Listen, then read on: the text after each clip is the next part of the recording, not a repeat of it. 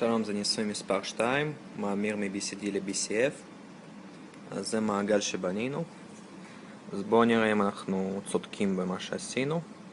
יש כאן כל מיני חוטים, למשל F1 זה כחול, F3 זה ירוק, F0 סימנו צהוב, לא היה מספיק צהוב אז זה כתום גם, F1 זה סגול. אוקיי, אז עבור הצירוף, שאצלנו זה לוגיקה הפוכה, שזה on בעצם אצלנו זה off. אז on אצלנו זה 0 לוגי. אז עבור הצירוף 0, 0, 1, 1 אנחנו מקבלים את היציאות האלו שאפשר לראות מה שאתם רואים. אם נלך למולטיסים, אז עבור הצירוף הזה זה מה שבדיוק תואם למה שבנינו. בואו נשנה טיפה. אוקיי, ככה.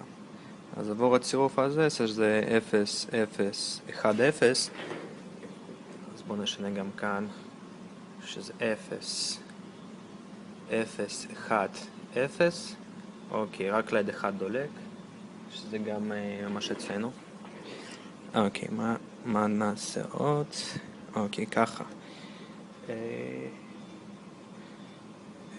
צירוף 0, 0, 1, 1, 0, 0, 1, 1, 2 מנורות דולקות. בואו נעשה, אם נבחר כולם דולקים, אוקיי, אז זה יציאה בלתי אפשרית, זה דונקרים בעצם, לא נותן לנו כלום. אז בואו נעשה 1, 0, 0, 1, 1, טוב צריך